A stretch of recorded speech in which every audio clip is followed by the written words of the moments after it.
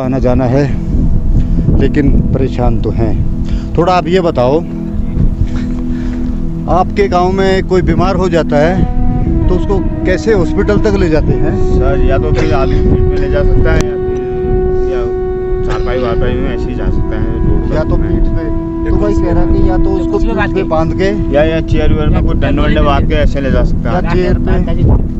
तो भाई इनका कहना है कि अगर कोई बीमार हो जाता है तो या तो उसको चेयर पे बांध के ले जाते हैं, क्योंकि रास्ता बहुत तंग है और इतने दूर नेचर, ठीक है नेचर का जो आनंद जरूर लेते हैं, लेकिन इसका खामियाजा भी ये भुगतते हैं। जब परेशानी होती है, देखो जीवन के अंदर एक बुढ़ापा तो जरूर आता है, और बुढ़ापे में फिर आदमी बीमार होता है तो उसको हॉस्पिटल की ज़रूरत होती है। तो भाई हॉस्पिटल जाने के लिए ये लोग कहते हैं कि हम उनको चेयर के ऊपर, कुर्सी के ऊपर बांध के या डोली में बैठा करके 4 कंधों पे उसको आहिस्ता आहिस्ता इन खतरनाक रास्तों से उनको उतारा जाता है। तो भी बड़ा कठिन जीवन है। थोड़ा सा पैर फिसल जाए तो हजारों नहीं, कई हजारों फुट नीचे, और राम नाम सत्य। ये पेड़, इन पेड़ों के अंदर वो गुप्त स्थान है जहाँ पर यहाँ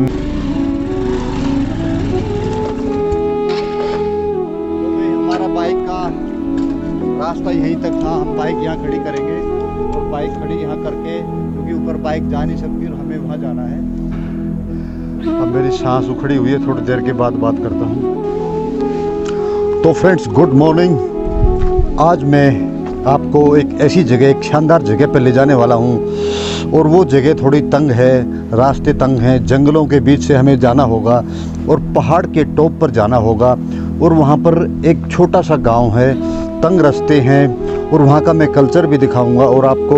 और मैं इस समय भीमताल के इस पांडे गांव में, और इस यात्रा को हमारे जोशी जी पास के गांव के, उनकी हेल्प लेकर के मैं वो टॉप, वो पहाड़ आप देखिए, मैं थोड़ा और आगे से दिखा देता हूँ।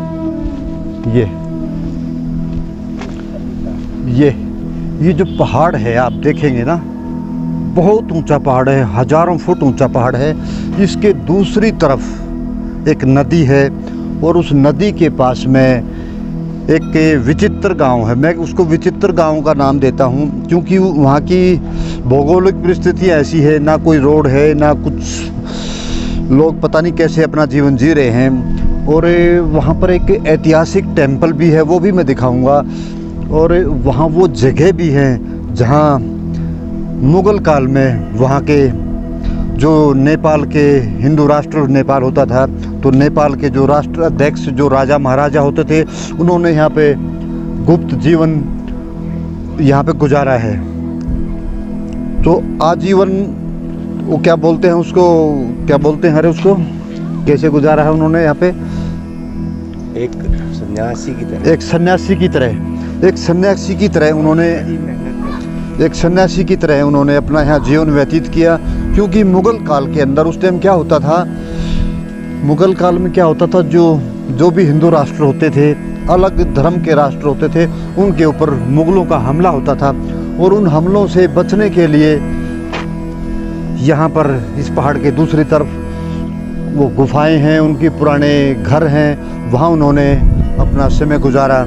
और उन्होंने वहाँ रहते रहते अपनी पूजा पद्धति को जारी रखने के लिए वहाँ एक हनुमान मंदिर का भी निर्माण किया। मैं वो जगह दिखाने जा रहा हूँ आज आपको।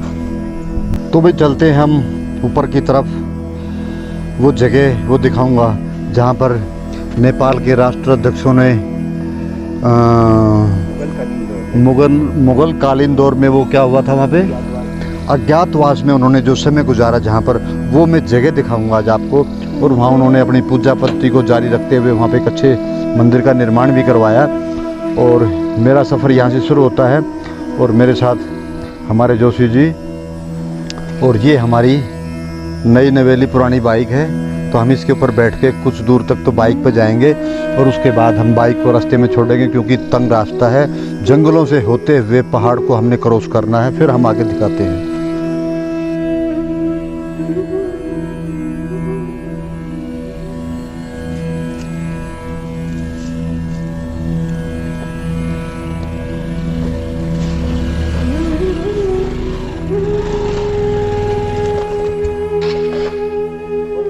बाइक का रास्ता यहीं तक था। हम बाइक यहाँ खड़ी करेंगे और बाइक खड़ी यहाँ करके, क्योंकि ऊपर बाइक जा नहीं सकती और हमें वहाँ जाना है। और पैदल का ही रास्ता है, पैदल भी पता नहीं जंगलों के होते हुए कैसे रास्ता होगा, हम देखते हैं।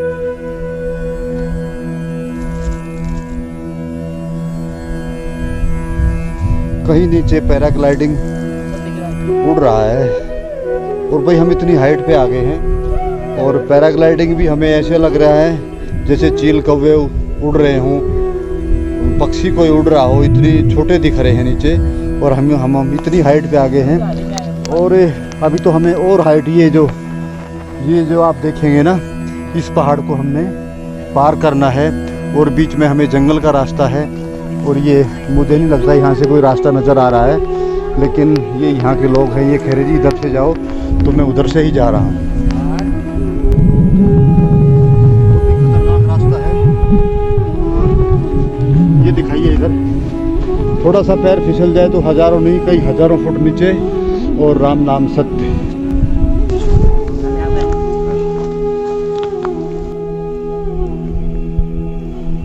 और कितना ऊपर जाना होगा? 1 किलोमीटर और कम से कम मैक्सिमम 1 घंटे का समय और लग जाएगा हमें। तो भाई इस ट्रैकिंग में आज ढेर सारी ऑक्सीजन फेफड़ों में चली जाएगी और भाई नुकसान तो क्या, फ़ायदा ही होना है। आज इस शरीर की एक एक नस फटकने लगेगी।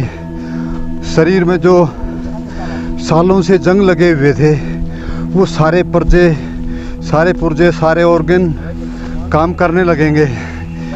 तो आज तो मज़ा आएगा।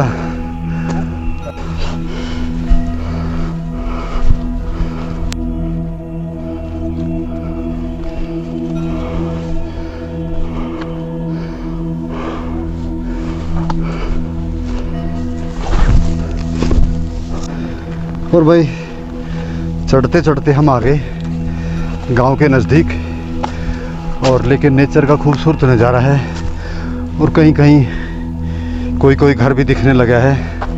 थोड़ा सा और ऊपर हमें जाना होगा और ये लोग तो पहुंच गए। ये तो भाई अब ये लोग थक गए, इनके साथ मैं भी थक गया हूँ। और ये पहाड़ के हम करीबन टॉप पर आ गए हैं, ऊंचाई पे आ गए हैं। और ये इधर का नज़ारा, अब मेरी सांस उखड़ी हुई है, थोड़ी देर के बाद बात करता हूँ।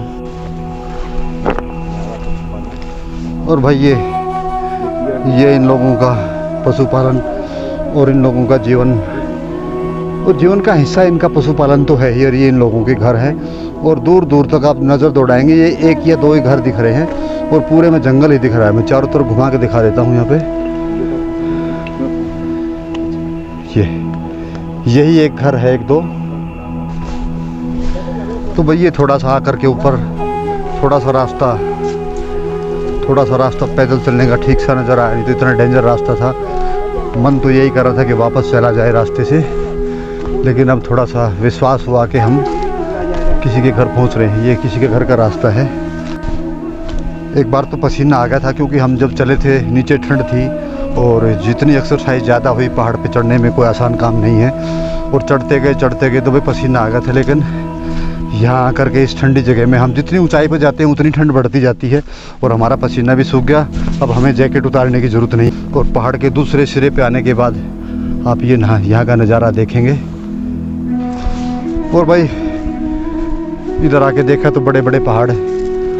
हमने सोचा था प्लेन रास्ता होगा, लेकिन ये गहरी घाटियाँ आप देखेंगे। मैं थोड़ा जूम करके दिखा दूँ, नीचे भी कहीं इक्का दुक्का घर हैं। ये यहाँ का रहन सहन है लोगों का, ये नेचर के अंदर ये खूबसूरत जगह है भाई। यहाँ आके देखा तो सामने बड़े बड़े पहाड़, खूब बड़े बड़े पहाड़ हैं। और मुझे लगता है कि हम अगर उधर जाते हैं तो उसके बाद और बड़े पहाड़ शुरू हो जाएंगे। जानदार क्या क्या नाम दिए जाएँ इस जगह के, बहुत अच्छी जगह है। और नेचर का तो खूबसूरत नज़ारा है यहाँ पे। तो भाई जिप्टी है इस जगह का नाम। और मैं ऊपर आ गया और ऊपर आकर के देखा तो यहाँ दूर दराज में कहीं कोई घर है। जैसे ये मेरे पीछे की तरफ देखेंगे, एक घर यहाँ है, एक वहाँ है और एक और भी नीचे है। तो भाई कहीं दूर घर हैं यहाँ पे। और ये इनकी सीढ़ी है, देखो घर के अंदर चढ़ते हैं तो ये सीढ़ी है इनकी, देखो पत्थरों से बनी हुई है और उसके बाद घर के अंदर एंट्री हो जाती है। और ये इन लोगों की पानी की टंकी है। ये पानी की टंकी सरकार ने बनवाई है।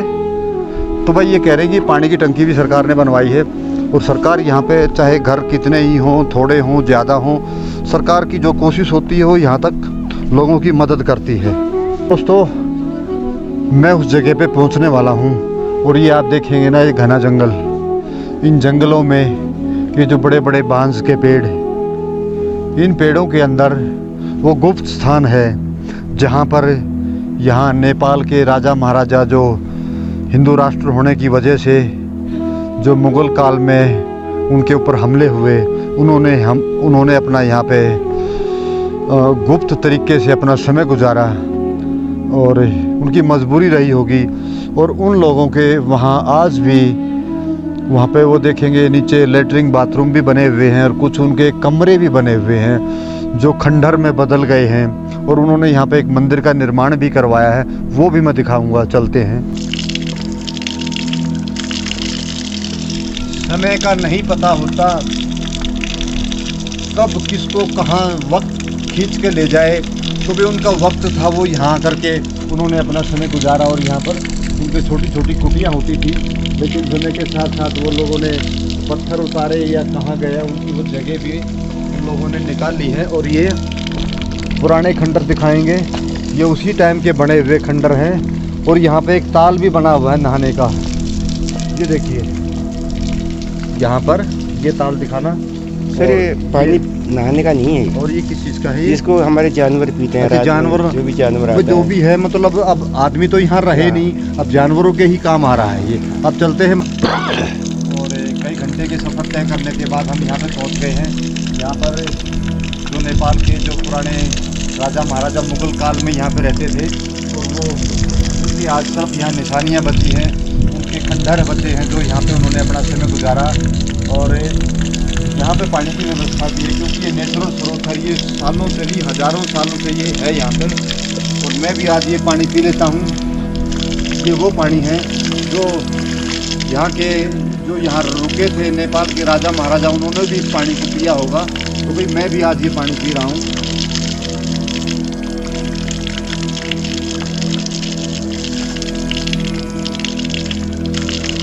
ये और मीडिया के द्वारा यहाँ टूरिज़्म को बढ़ाने के लिए ये एक बहुत शानदार ऐतिहासिक जगह है, तो इसके बारे में लोगों तक बात पहुंचनी चाहिए। तो भाई वो मैं जगह दिखा रहा हूँ, वो खंडहर भी दिखा रहा हूँ। इन घाटियों में ये हज़ारों साल से ये बड़े बड़े पौधे, बड़े बड़े पेड़ और ये जंगल से चारों तरफ से घिरा हुआ एरिया है। और वो देखिए ऊपर देखेंगे ना, वो उनके द्वारा बनाया गया हनुमान मंदिर भी है। और देखिए उन लोगों के द्वारा बनाए गए ये पत्थर के घर, आज भी कहीं कहीं दीवारें दिख रही हैं। ये दीवारें आज भी उनके द्वारा बनाई गई थी, आज भी उनके अवशेष बचे हुए हैं। और ये थोड़ा सा मैं और ऊपर जाकर दिखाता हूँ कि ये देखिए यहाँ पर उन्होंने पता नहीं कैसे समय गुजारा होगा। ये देखिए इनके घर हैं, ये उन लोगों के, उन्होंने यहाँ पे अपना समय गुजारा।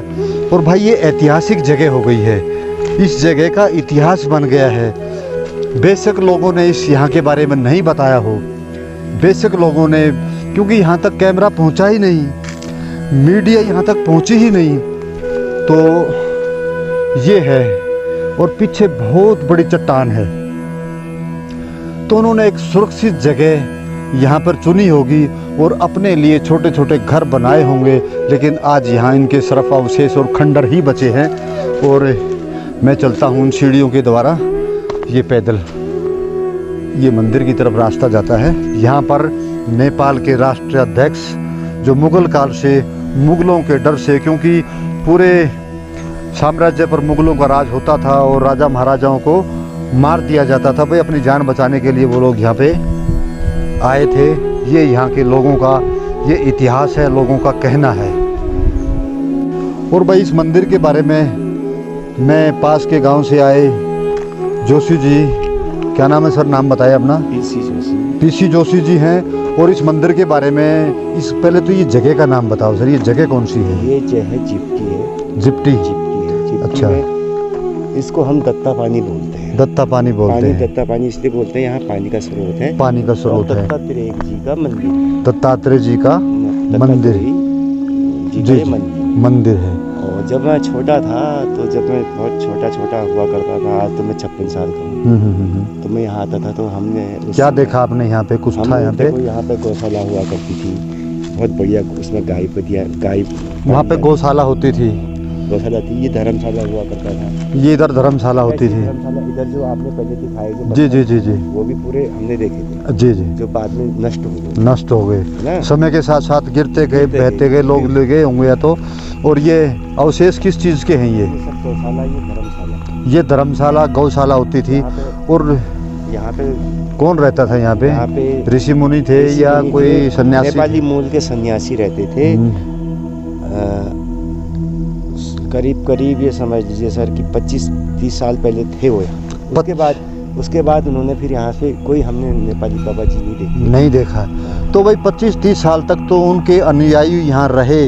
उसके बाद वो ना जाने कहाँ चले गए, क्योंकि दूर दूर तक यहाँ कोई व्यवस्था तो थी नहीं। आज तो खैर सरकार ने यहाँ पे कहीं ग्राम पंचायत वालों ने कहीं लाइट की व्यवस्था कर दी, कहीं पानी की व्यवस्था कर दी। पानी की तो खैर यहाँ नेचुरल स्रोत था, सैकड़ों साल से हजारों साल से स्रोत था। उस स्रोत के सारे ही यहाँ पे उन सन्यासियों ने, हो सकता है उन सन्यासियों में वहाँ के राजा महाराजा हों और उन्होंने अपना जीवन सन्यासी के तौर पर गुजारा हो। तो भाई ये वो ऐतिहासिक जगह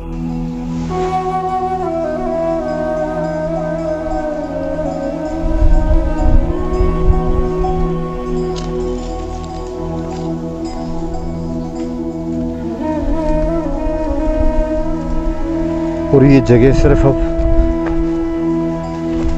गाय माता के पानी पीने के लिए और आसपास के गांव के लोग यहाँ से पानी भर के ले जाते हैं, क्योंकि स्रोत के अलावा यहाँ दूर दूर तक कोई पानी का साधन नहीं है। इसके अलावा कोई पानी का साधन नहीं है यहाँ पे, सिर्फ यही है। तो भाई ये देखो, एक ही स्रोत के सारे दूर दूर तक इन लोगों के काफ़ी किलोमीटरों के हिसाब से दूर दूर घर हैं, लेकिन इतनी दूर से आकर के ये यहाँ पे अपना समय व्यतीत करते हैं। और ये पानी की व्यवस्था सिर्फ ये स्रोत के सहारे ही इन लोगों का जीवन चलता है।